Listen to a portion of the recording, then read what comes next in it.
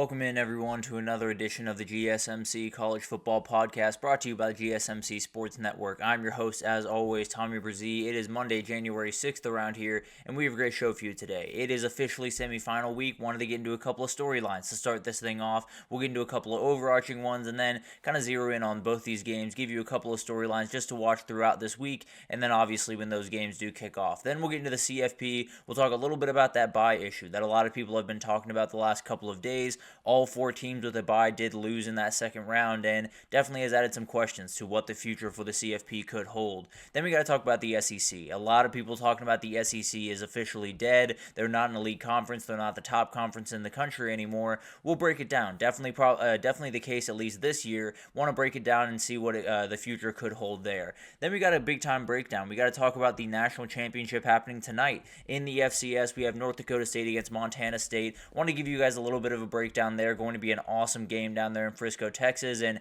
two incredible quarterbacks in this one. And then we'll do a little bit of bowl cleanup in that segment as well. And then we'll do a little transfer portal update and then weekend news update, including a little bit of realignment that is starting to happen. Happens about this time every single year. It has officially started to happen this year. But before we jump in, I do want to remind you all we get tons of questions and comments throughout the show, and the best way for you all to get your question on the screen, we can have fun back and forth here, is to use that super chat at the bottom of the chat on the Sports Network page. You can click that $, add any question, comment you like. It'll pop up on the screen, and we can have fun back and forth here. Definitely want this to be as interactive as possible, so utilize that, and we can have fun back and forth.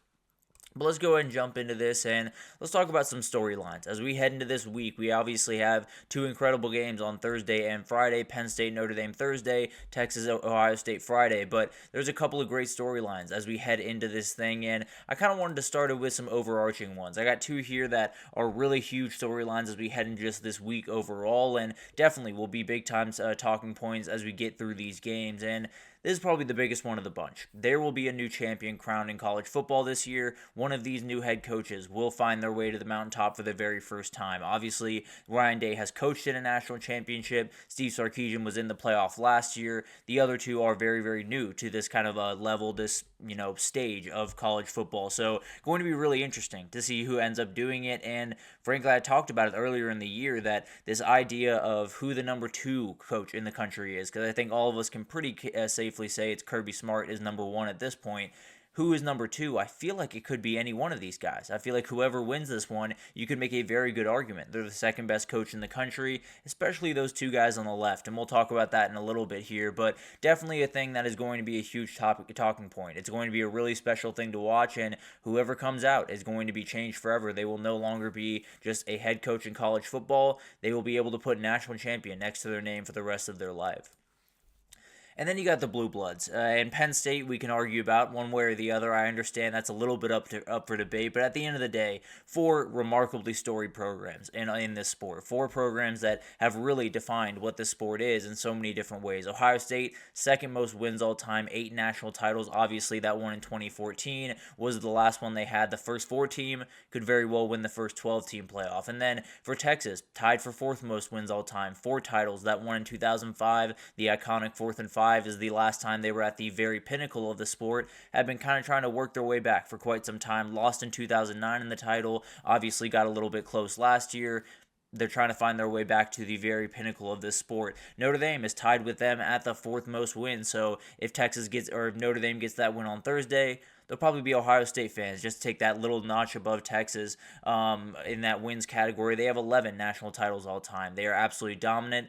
Last one was in 1988, so they'd love to get back on that mountaintop. They'd love to be the team that defines the sport going into 2025. And then Penn State, 8th most wins all time, 2 national titles, one in 1986, the most recent. Really, really talented program, one that has been, I feel like, been on the cusp for a very, very long time, been right on that second level. This would be the moment to kind of break through that top level. And now let's move forward to that Orange Bowl, the Penn State Notre Dame game. And the biggest one to me is these are elite run games. They're going to go at each other pretty much the entire day. I really don't see this as a game where these teams get really creative or get crazy or anything like that. I think you play to your strength. I think you do what you do, and what they do is run the ball really, really effectively. They have an elite pair of running backs. Notre Dame with Jeremiah Love. We'll talk about his injury news later on in the week. Not sure how 100% he will be, but believe he will be playing in this game. And Jadarian Price next to him, absolutely elite as well. Penn State, Katron Allen, Nick Singleton. They absolutely dominated that Boise State game. Would love to do that again in this one, obviously. And then you do have Riley Leonard to the Notre Dame run game, obviously going to be a huge factor there. Drew Rattler can scoot when he needs to. Definitely won't be as big of a factor as Riley Leonard will be. So it will be a war of attrition. It'll be whoever gets more push, whoever finds those gaps for those running backs is going to win the day, and both defensive lines on the other side are absolute nightmares to deal with. Then you got two coaches that I think are trying to elevate their status in college football, two programs that are trying to get back to where they feel like they belong. And both these coaches have relatively confusing reputations. James Franklin is one of the best coaches in the country, and then his record against Ohio State and Michigan and top 10 teams get brought up where he's an underdog. He does struggle in those big-time games, and this would absolutely qualify as one of those big-time games. And then Marcus Freeman, losses like NIU and Marshall have really hurt his resume quite a bit.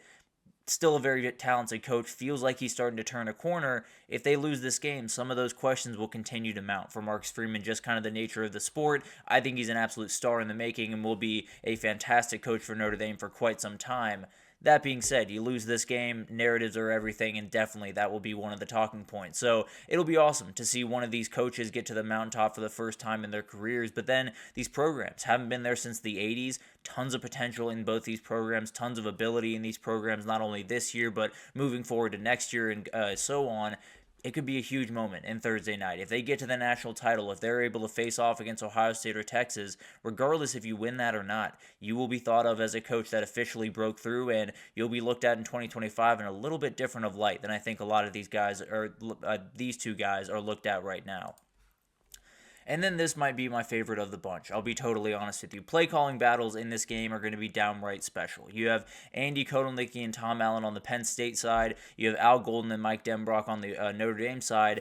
You could argue that is the best coordinating group in the entire country on both those teams. Now, Ohio State and Texas will give you a good run for your money in both those categories, but this is going to be really, really fun to watch unfold. Andy Kotelnicki against Al Golden. Al Golden's been absolutely incredible getting his guys ready to play against really aggressive run teams, play really, really above their I don't want to say above their weight, but play really fast, play really strong, kind of get after people. Andy Kotelnicki's that guy that can get a little bit creative, a little bit crazy, and do some things that might be able to put that Notre Dame defense in some tough spots, and then you kind of get back to that conventional run game. It'll be interesting to see how he attacks him and how creative he does get. You know, in that Boise State game, he might have gotten maybe a little bit too creative at different moments, but is a very talented play caller, and definitely Al Golden's going to have his hands full in this one. And then Mike Denbrock was incredible at LSU last year, as we all remember. And then if you're going to get up against a guy like Tom Allen that has just seen it all. He knows exactly what every offense is going to look like.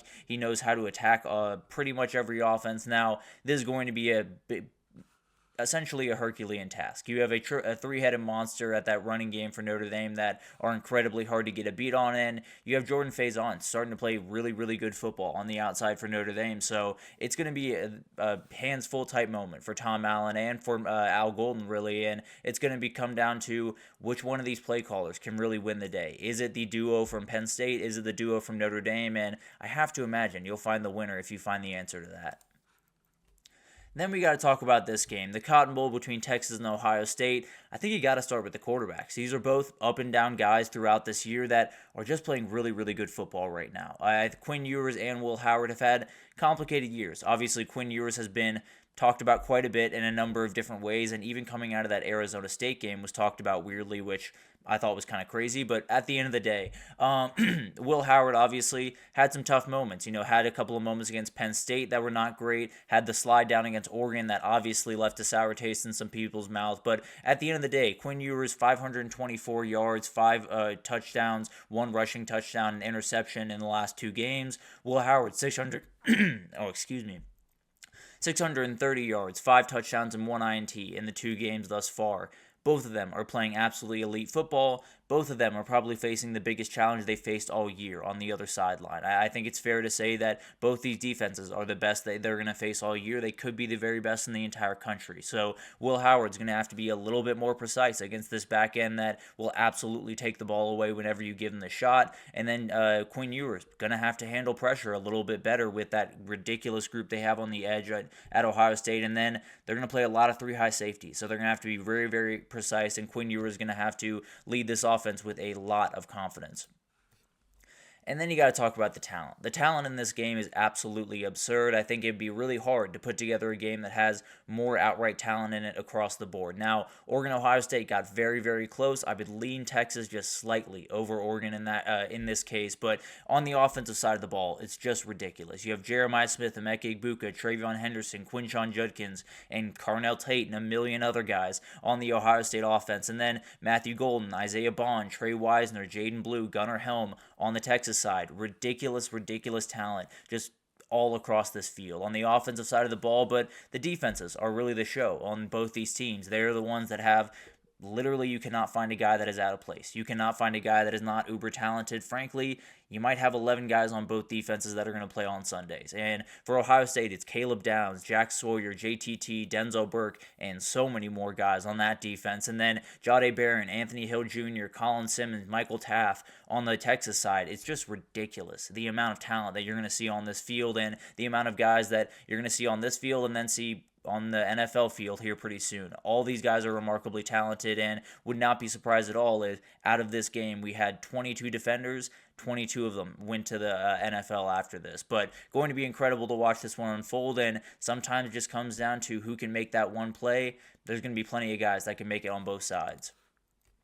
And then there's kind of an interesting one to talk about because Steve Sarkisian and Ryan Day, we talked about James Franklin and Marcus Freeman and how their reputations are a little bit complicated. Ryan Day's is plenty complicated as well. Steve Sarkisian's is a little bit murky at different moments throughout his career. But at the end of the day, Steve Sarkisian's the only coach that was in the Final Four this time last year and has made his team, gotten his team back here. Remarkable stuff from him, especially in that 12-team playoff. Ryan Day, been on the doorstep many times, hasn't quite broken through that door. But at the end of the day, I think it's fair to say the winner of this game, if they can go on and win the title, which obviously is up for debate, we'll talk about that later on. But at the end of the day, if they can do that, I think I would pretty confidently say they are the second best head coach in this sport, and I think you could pretty confidently say that they could be building something really special. Now, I'm not going to tell you that they're building an Alabama Nick Saban or a Kirby Smart Georgia, because I think it's going to be darn hard to do that. But at the end of the day, I do think these coaches, if they were able to win those games and move on and possibly win a national title,